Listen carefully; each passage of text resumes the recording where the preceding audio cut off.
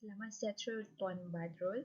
Nama saya Wong Siu Jeng. Saya akan membentangkan tajuk Adat dan Budaya Perkahwinan Masyarakat Kadazan Dusun.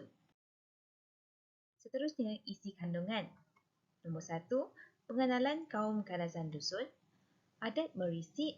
Yang ketiga, adat meminang. Yang keempat, adat petunang. Yang kelima, adat perkahwinan. Dan yang akhir sekali, kesimpulan. Mari kita tengok pengenalan kaum Kadazan Dusun. Asal-usul Kadazan Dusun. Kadazan Dusun ialah kumpulan etnik terbesar di negeri Sabah, merupakan masyarakat Bumi Putera. Sebelum Sabah capai kemerdekaan melalui Malaysia, mereka dikenali sebagai dusun, suatu istilah yang diberi oleh orang luar kepada mereka. Selepas kemerdekaan, mereka kenakan Kadazan secara rasmi sebagai identiti mereka. Istilah Kadazan Dusun digabungkan menjadi Kadazan Dusun untuk memupuk semangat kesatuan. Suku kaum Kadazan Dusun merangkumi lebih kurang 40 etnik yang berbeza. Perbezaan bahasa, logat, sebutan dan ejaan masih mempunyai makna dan maksud yang sama. Majoriti mereka menetap di daerah Putatan, Penampang, Beaufort, Kimanis, Keningau, Papa, Tuaran, Ranau, Kota Belud, Kota Merudu, Kudat, Kinabatangan, Tenung dan Persiangan. Kepercayaan Kadazan Dusun. Sebelum pengaruh agama Kristian dan Islam tersebar di Borneo, masyarakat Kadazan Dusun menganut kepercayaan animism. Menurut kepercayaan mereka, setiap elemen alam seperti batu, pokok dan sungai dianggap memiliki jiwa dan semangat. Pada zaman moden ini, banyak di antara masyarakat ini telah memeluk agama Kristian. Perayaan rasmi, Pesta Keamatan, juga dikenali sebagai Tadau Keamatan, adalah sebuah upacara perayaan yang diadakan khusus untuk menghormati Bambazon yang merupakan semangat padi. Perayaan ini merupakan warisan tradisional masyarakat Kadazan Dusun yang sejak zaman dahulu diadakan selepas proses menuai padi selesai. Pesta Keamatan diraikan sepanjang bulan Mei di peringkat daerah dan pada tanggal 30 dan 31 Mei setiap tahun, perayaan ini diraikan secara meluas oleh semua etnik di Sabah. Tarian tradisional. Tarian Sumazau adalah sebuah tarian tradisional yang berasal dari suku kaum Kadazan Dusun. Tarian ini dipersembahkan untuk tujuan ungkapan kesyukuran, aktiviti menanam dan menuai padi, sebagai cara untuk menghalang bencana, menyembah semangat dan juga menyembuhkan penyakit. Dipercayai bahawa asal-usul tarian ini bersumber daripada gerakan burung helang ketika terbang yang kemudian ditiru oleh petani Kadazan Dusun ketika beristirahat setelah penat bekerja menguruskan sawah padi mereka. Pakaian tradisional. Pakaian tradisional Kadazan Dusun selalunya dibuat dengan menggunakan kain hitam atau kain bautu yang bersulamkan benang emas. Bagi wanita muda dipanggil sing nuangga, iaitu blaus tidak berlengan. Blaus berlengan pendek adalah sinom pukung, dihaskan untuk wanita pertengahan umur. Blaus berlengan panjang iaitu kinoigan untuk wanita golongan tua. Tali pinggang dikenalkan sebagai himpogot yang dibuat daripada duit syiring perak. Satu lagi hiasan pinggang adalah dibuatkan daripada leburan logam tembaga percorakan gong dan berbentuk cincin yang disarungkan dalam lingkaran rotan yang halus bernama tangkung. Kain sarung dipanggil tapi. Bagi lelaki, pakaian tradisional terdiri daripada gaun iaitu kemeja hitam berlengan panjang dan seluar panjang berwarna hitam. Siga ialah penutup kepala yang dibuat daripada kain dastar dan dilipat atau dililit dalam beberapa cara yang istimewa. Togot adalah bengkung pinggang dan sandai letak di bahu. Alat muzik tradisional. Alat-alat muzik tradisi yang popular termasuk gong, kulintangan, bungkau, sundatang, sompoton, tongkunon, sulin dan togungu. Sebahagian besar alat muzik ini dibuat daripada bahan-bahan alumi seperti buluh dan gentian dari pokok palma. Makanan tradisional. Antara makanan tradisi terkenal di kalangan kaum Kadazan Dusun ialah hinawa iaitu kerabu ikan mentah, tuhau sejenis bunga kantan boleh dijadikan jeruk, serunding atau sambal. Nosuk iaitu jeruk buah bambangan, sayur losut, nasi linopot dibalut dengan daun keladi, ikan basung goreng, ikan masin, telur masin, ambuyat. Ambuyat adalah makanan berkanji berwarna putih atau jernih dan teksturnya seperti gam. Dibuat daripada tepung sagu lumbia asal dari bahagian batang pohon lumbia dipanggil ampulung. Pinasakan, sup ikan. Manuk lihing, sup ayam masak bersama lihing. Lihing adalah sejenis minuman alkohol tradisional dibuat daripada beras pulut dan ragi beras dan diperap minimum 3 bulan. Makanan ini biasanya menjadi hidangan istimewa di musim perayaan seperti pesta keamatan dan juga majlis perkahwinan. Perkahwinan kadasan dusun. Perkahwinan kadasan dusun bergantung pada persetujuan kedua-dua ibu bapa. Masyarakat kadasan dusun hanya membenarkan perkahwinan yang tidak melibatkan hubungan kekeluargaan. Oleh itu, ibu bapa dalam memilihkan pasangan hidup anak-anak mereka dapat mencegah perkahwinan yang melibatkan hubungan kekeluargaan. Ketidakpatuhan terhadap adat dan norma masyarakat ini dipercayai akan membawa bencana kepada pasangan keluarga dan masyarakat. Perkahwinan masyarakat kadasan dusun merupakan salah satu perjalanan hidup yang panjang bagi kedua-dua pasangan dan semestinya perkahwinan tersebut diraikan dengan penuh adat istiadat. Perkahwinan beradat juga dipercayai untuk mengelakkan sebarang kepanasan. Elemen yang kedua, adat merisik. Adat merisik atau monohuku adalah langkah awal yang menggambarkan seriusnya niat pernikahan dan membenarkan kedua-dua belah pihak untuk saling mengenali sebelum melanjutkan ke tahap selanjutnya dalam proses perkahwinan. Sebagai penghormatan, adat ini melibatkan perwakilan dipilih oleh pihak lelaki untuk menyampaikan niat baik mereka kepada keluarga perempuan. Perwakilan ini di mana pihak lelaki akan melantik seorang orang tua yang bukan daripada keluarga terdekat pihak lelaki. Risikan hanya boleh dilakukan pada waktu pagi dan dilarang lakukan pada waktu petang atau malam. Merisik bertujuan untuk memastikan perempuan tersebut tiada risikan dengan lelaki lain atau dalam pertunangan.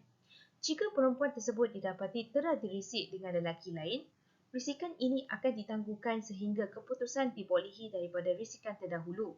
Manakala, risikan akan dibatalkan sekiranya perempuan tersebut telah bertunang.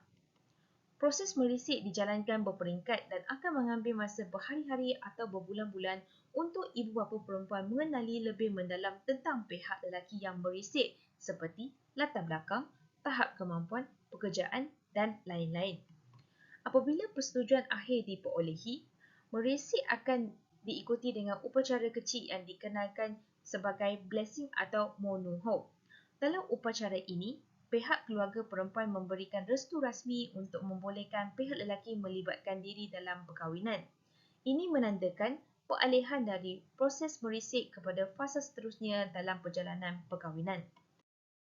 Dalam adat kaum kadasan dusun, terdapat unsur yang sangat istimewa yang dikenali sebagai sogit.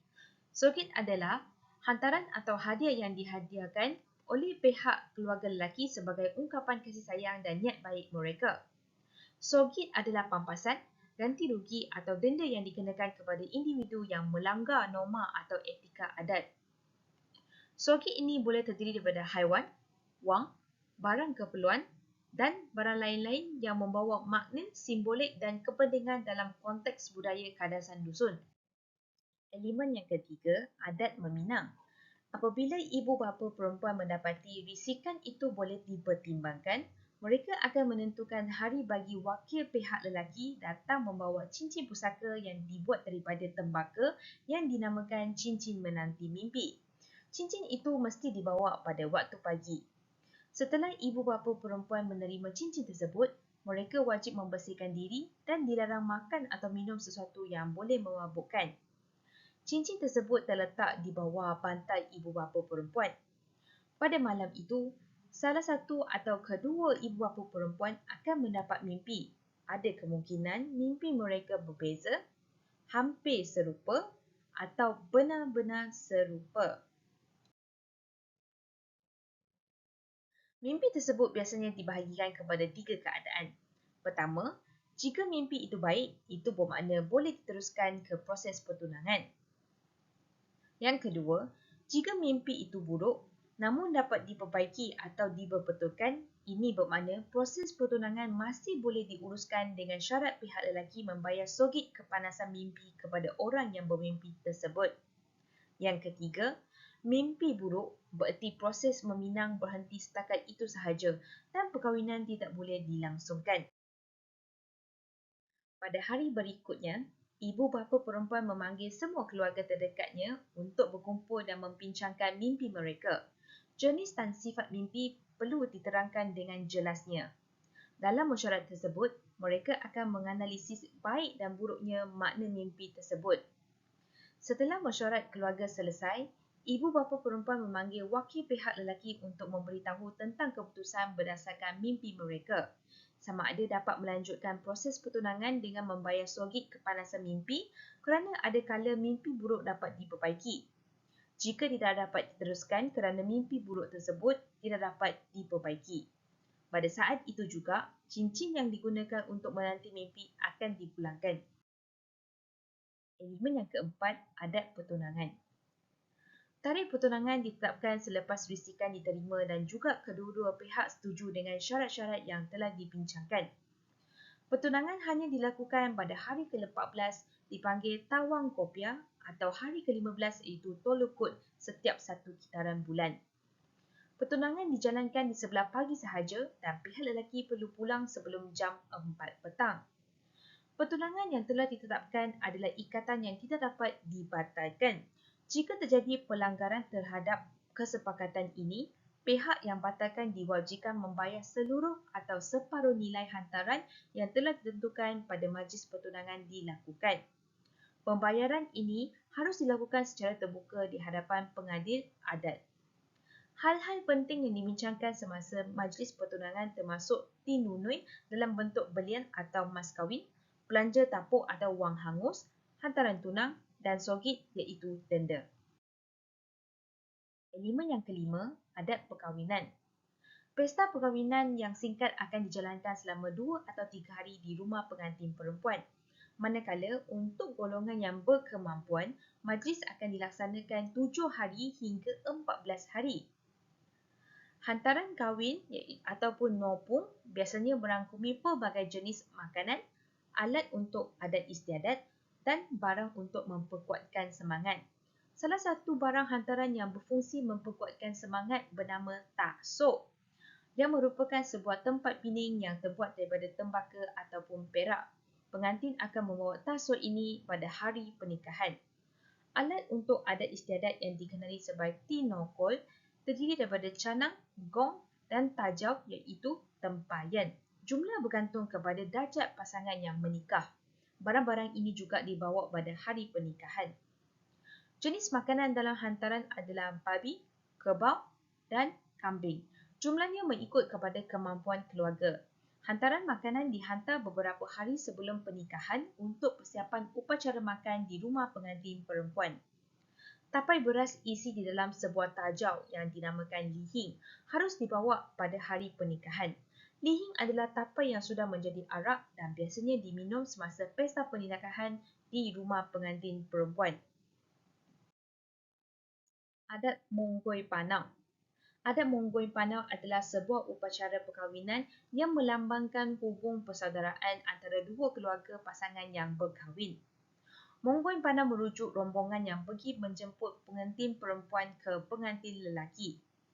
Dalam adat Monggoi Panau tersebut, terdapat satu upacara Polin Tuhun yang merupakan mengizinkan anak perempuan mereka kahwin dengan lelaki pilihan. Upacara Polin Tuhun berfungsi sebagai tangguhkan masa anak perempuan mereka bergerak ke rumah pengantin lelaki. Upacara ini memiliki makna simbolisis yang menunjuk bahawa keluarga pengantin perempuan merasakan kehilangan di mana anak perempuan mereka akan bermula kehidupan baru di rumah pengantin lelaki. Semasa majlis perkahwinan berlangsung, sebuah batu diletak untuk pengantin memijak batu tersebut sebelum menuju ke pelamin. Ini untuk melambangkan kekuatan perkahwinan pasangan pengantin.